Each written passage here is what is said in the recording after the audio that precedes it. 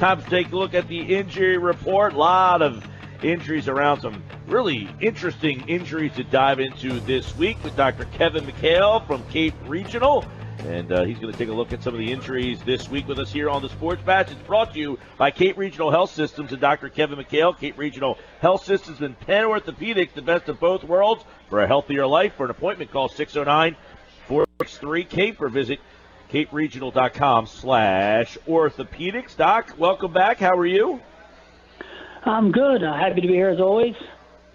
Yes, and sometimes we have to talk about injuries that we're not happy to talk about. One is Lane Johnson out tonight with a concussion, and so many people, we hear concussions. There's so many things going on here, so I want to get into that because I want to ask you, as a guy who has worked in the NFL, you were working with the Patriots, you've dealt with injuries, I'm sure, dealt with concussions, and I wonder how the league has handled them differently than in the past. What more do we know about them and other programs for young athletes to help prevent or treat? Because it is such a big topic. Kids don't want to play football. Parents don't want their kids to play football because of this. And you see Lane Johnson missing tonight.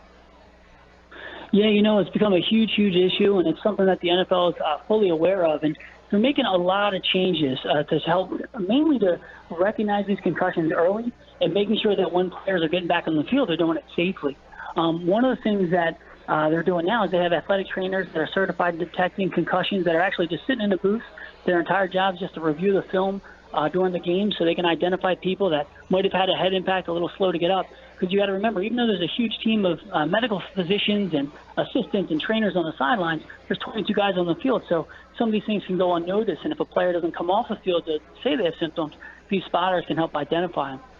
And once they, a player that has a risk, you can review the film. If they have clear signs of a head trauma, they're removed from the field. They go back to the locker room to get testing.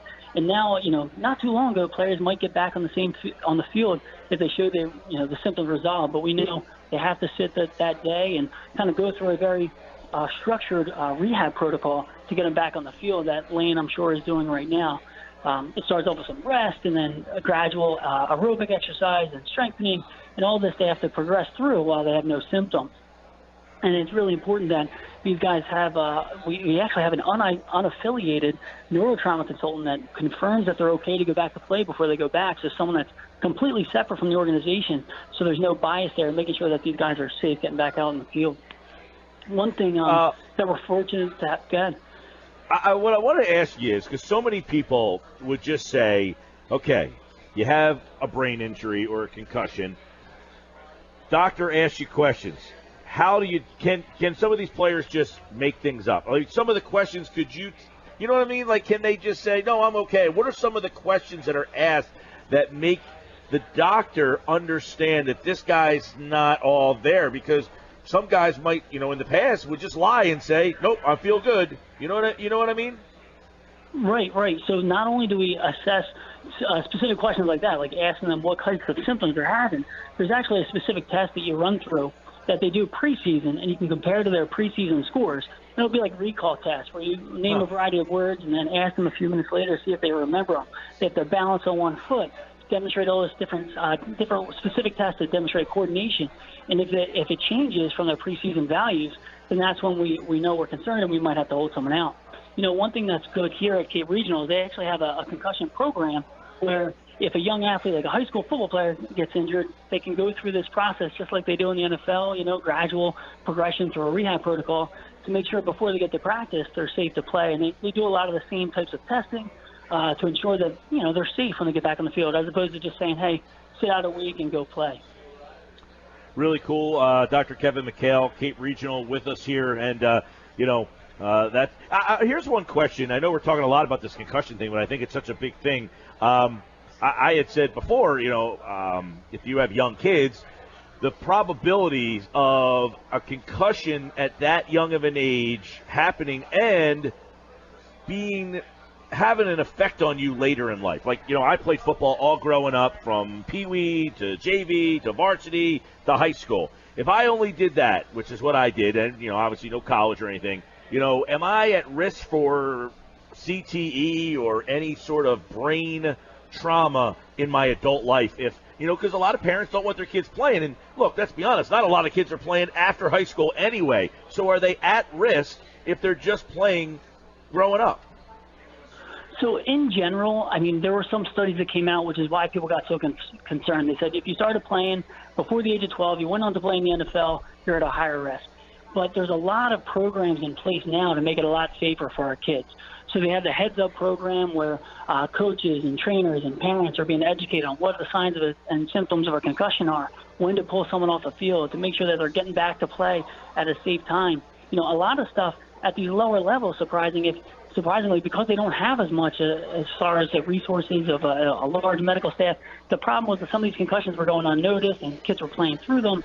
And throughout their life, that was an issue. And if they got into the pros, it became more of a problem. So, with the Heads Up program now and the protocols that they're finally putting into place, it's becoming much safer for younger kids to participate. And it'd be interesting to kind of do more of these studies looking at how these programs have affected that.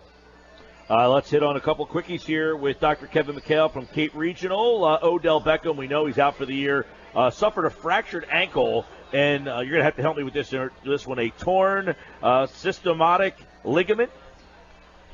Yeah, it's funny. So a syndesmosis injury, it's something actually we talk about all the time, and you might not even know it. Every time we talk about a high ankle sprain, we're talking about spraining the syndesmosis. And what that is just our term for those ligaments that connect the bottom of your tibia and your fibula, which make up your lower ankle. I don't know about you, but this is like a flashback to Game 1 with Ronald Darby's injury. When you see that foot dislocated, This is what we feared happened to Darby. When you dislocate your ankle, you typically break it. If you tear that syndesmotic ligament, it becomes even more unstable. It needs a surgery to get fixed. They repair both the fracture and the ligament. And then you're out for a while. Typically, it's about 4 months before, these guys get back to playing. We all think about T.O. and the Super Bowl playing at 6 weeks. That is not your typical recovery from these. It's a lengthy recovery. And obviously he had a little motivation to go against the doctor's orders there for the Super Bowl. So this injury Beckham had was the one that maybe doctors feared Darby had. Yeah, absolutely. When you see an ankle dislocation, the first thing you think of is what Odell Beckham had, a fracture dislocation of the ankle that requires a surgery to get it fixed. J.J. Watt out for the year, diagnosed left tibial plateau fracture. Give us a quick briefing on what that is, and is this something that could, hamper him down the road? Yeah, unfortunately, it's possible. Plateau fractures, what we're talking about is that top surface of your tibia, the bottom part of your knee joint. And this area withstands a lot of load every time you're running and stepping and jumping, because that's where your femur lands as you're doing this kind of motion. Now, his mechanism of injury, he kind of planted that foot awkwardly, and instead of that femur kind of sliding off the top of the plateau and tearing his ACL, it drove right into the plateau and fractured it. These are another one of those really high-energy injuries. We typically see them in car accidents and falls from a height, that kind of thing. So because that cartilage surface at the bottom of your knee joint, if that's disrupted, it can lead to bad arthritis down the line. So it's really important to get it fixed with a perfect alignment, which is what he's had surgery done to have it fixed.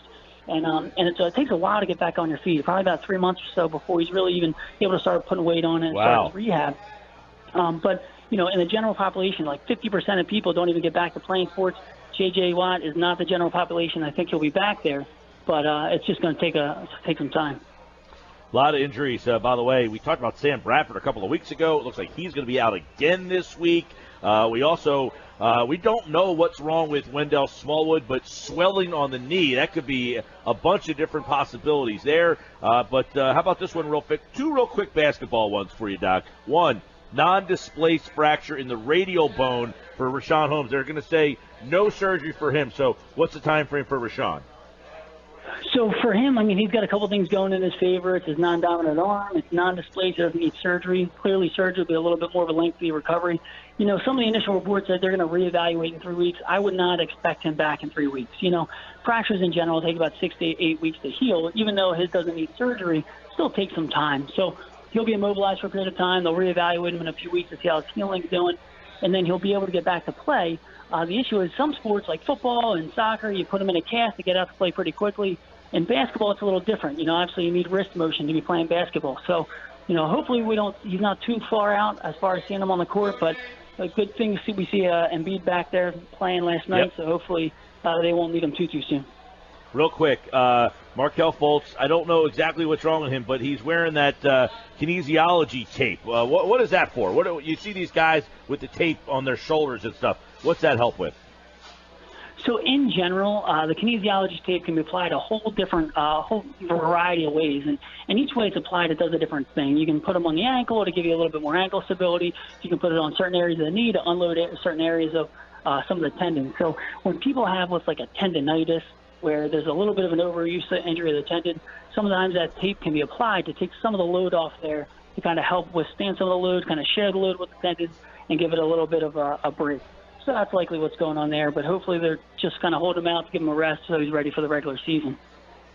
All right, a lot of injuries. There's so many more we could go over. We'll have to hold off till next week. Kevin McHale, Dr. Kevin McHale from Cape Regional Health Systems, Cape Regional Health, and Penn Orthopedics, the best of both worlds for a healthier life. Call for an appointment, 609-463-CAPE, or visit caperegional.com. Orthopedics, Thursday night football, too. That's short week, so more injuries occur on these Thursdays because these guys' bodies aren't ready. So keep an eye out for that tonight. Doc, we appreciate the time as always. All right, yep. Thanks for having me on. I'll talk to you guys soon.